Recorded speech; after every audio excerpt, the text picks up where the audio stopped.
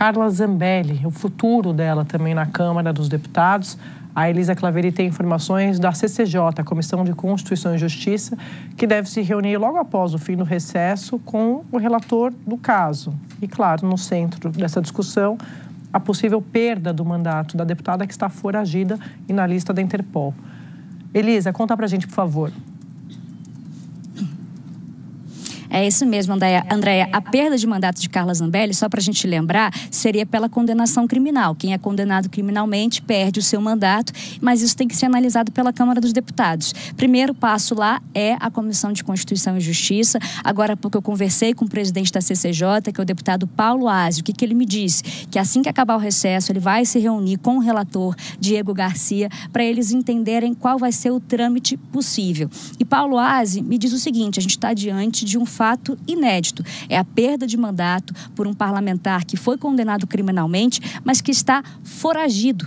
A Carla Zambelli, a gente lembra, está foragida, não está no Brasil. Portanto, isso, segundo Paulo Aze, requer um entendimento específico da Câmara dos Deputados diante, novamente, de um caso inédito. Paulo Aze diz que é preciso garantir a defesa ampla de Carla Zambelli e a gente lembra que o advogado de Carla Zambelli pediu algumas oitivas nesse processo. Por exemplo, a do hacker Walter Delgatti. E é isso que o relator precisa decidir, se ele vai acolher esses depoimentos, se ele vai aceitar que a Câmara dos Deputados faça esses depoimentos ou se ele vai abrir mão desses depoimentos e dizer que isso não é necessário para a ampla defesa de Carla Zambelli. Em relação a isso que Paulo Aze ainda precisa decidir. Se Diego Garcia, que é o relator, decidir que não precisa de depoimento, já começa aquele prazo de 5 sessões para que ele apresente o seu relatório na Comissão de Constituição e Justiça. Se isso acontecer, a CCJ vota antes e depois vai para o plenário. A gente já contou aqui no Estúdio I algumas vezes que tem gente lá dentro da Câmara dos Deputados que diz que a votação no plenário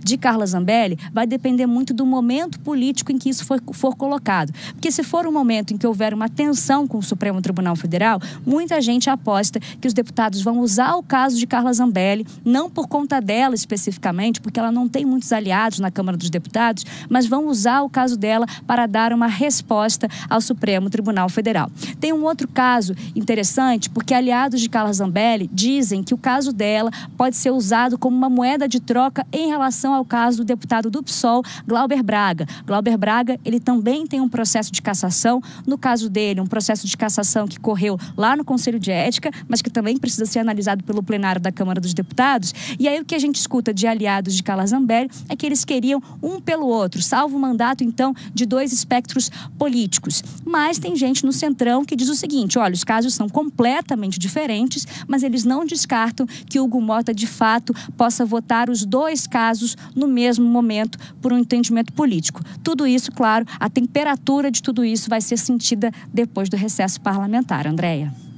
Elisa, muito obrigada. A gente vai seguir nesse assunto aqui, agora conversando nessa entrevista com o advogado da deputada Carla Zambelli, o doutor Fábio Pagnosi. Falei certo, doutor, sobre o nome do senhor? Boa tarde, seja bem-vindo.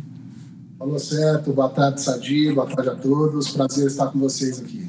Doutor, queria falar um pouco, claro, sobre a situação da deputada Zambelli. Ela está na Itália desde 5 de junho, ontem ela fez um vídeo agradecendo o apoio do senador Flávio Bolsonaro.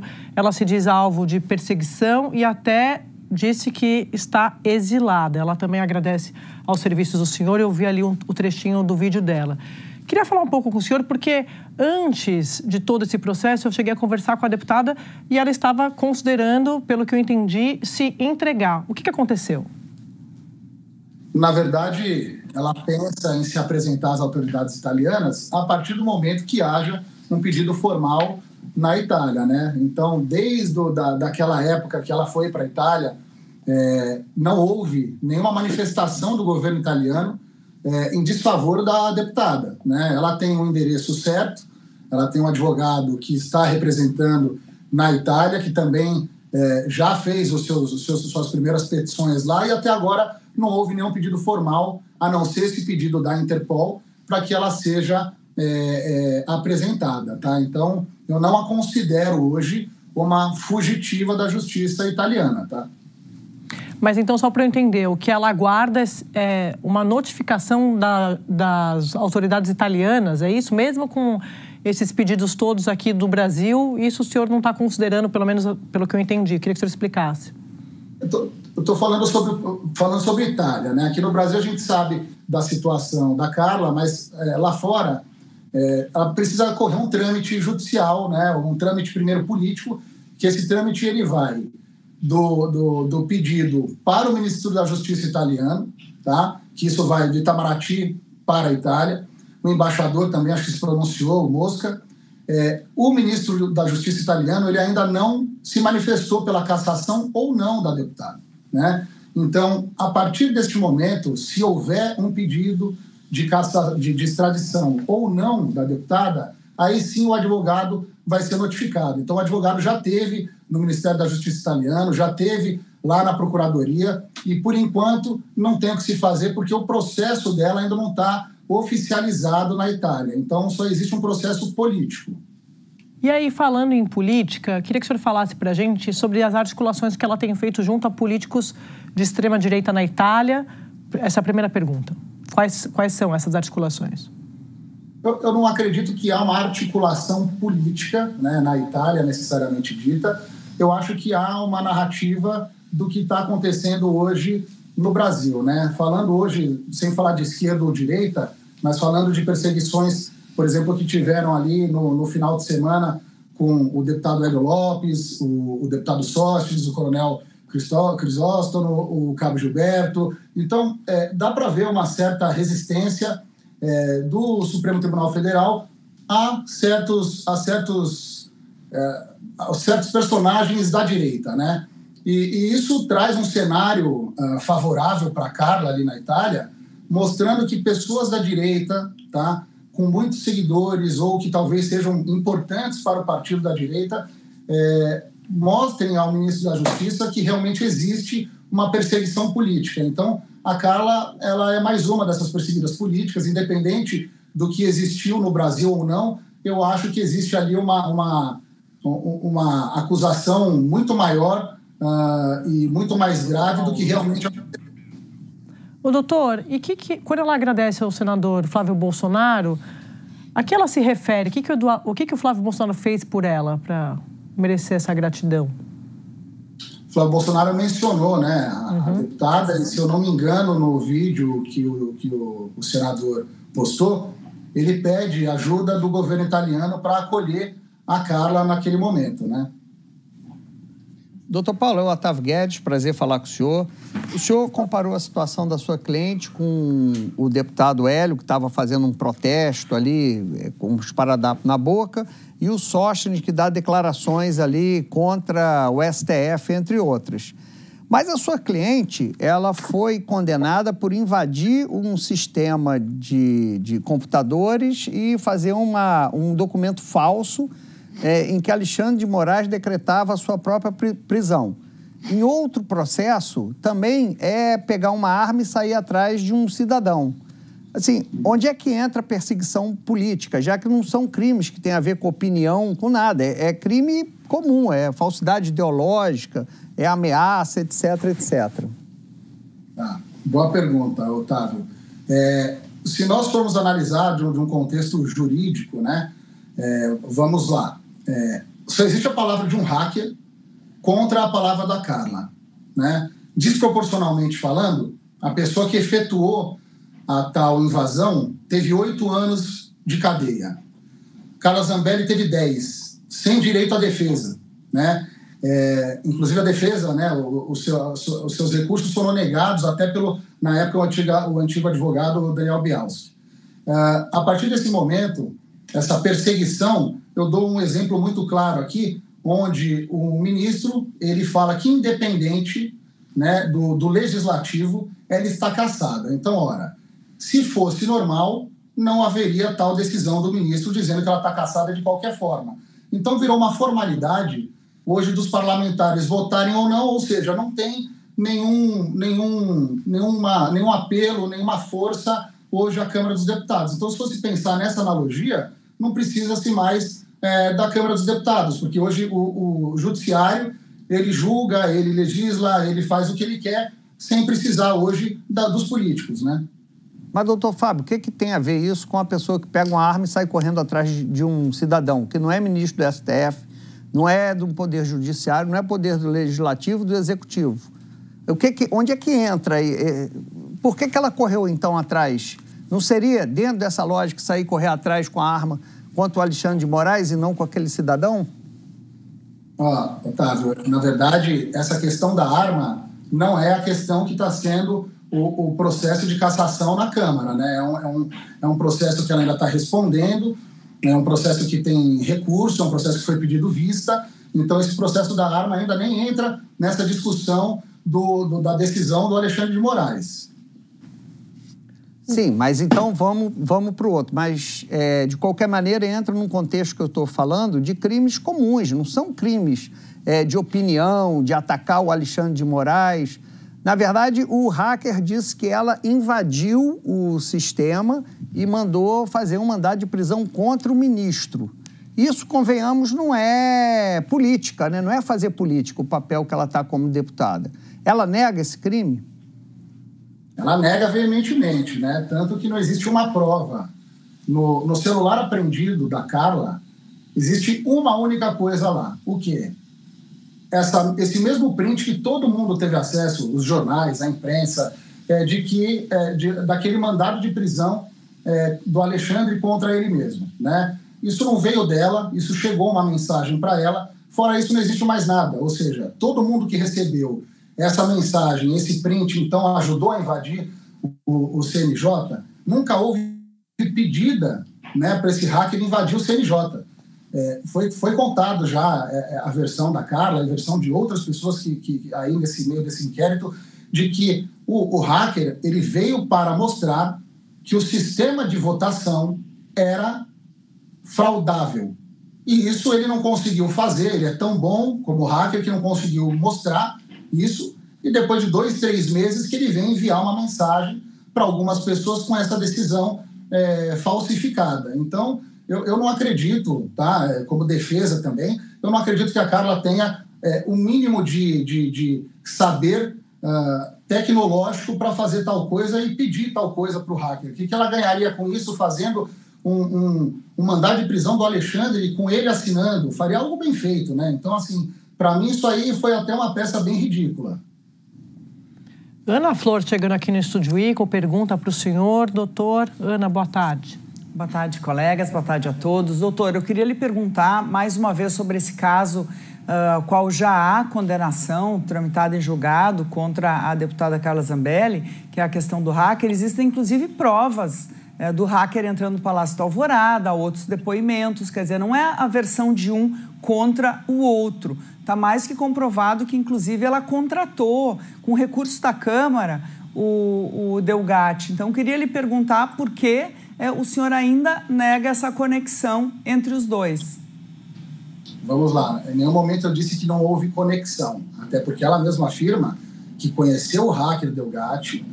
O hacker iria fazer... Era um outro serviço que ele ofereceu.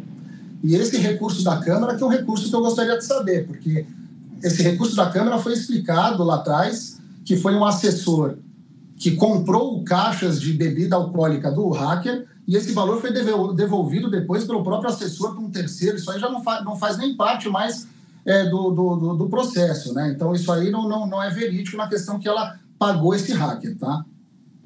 Doutor, queria falar com o senhor sobre o mandato da Carla Zambelli. A gente trouxe agora com a nossa repórter, agora há pouco, senhor, não sei se o senhor estava ouvindo, dizendo que na semana que vem o relator lá na CCJ deve conversar, apresentar ali a sua posição. Queria que o senhor falasse um pouco sobre a relação dela com os deputados, a bancada do PL, com o presidente da Câmara, Hugo Motta. Qual que é a expectativa dela em relação ao mandato? Olha, nós estamos num momento muito complicado, Sadi.